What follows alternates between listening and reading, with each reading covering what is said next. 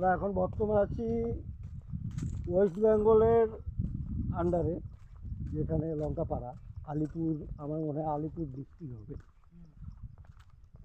আমরা এখন ওয়েস্ট বেঙ্গলের আন্ডারটেকিং লঙ্কাপাড়া,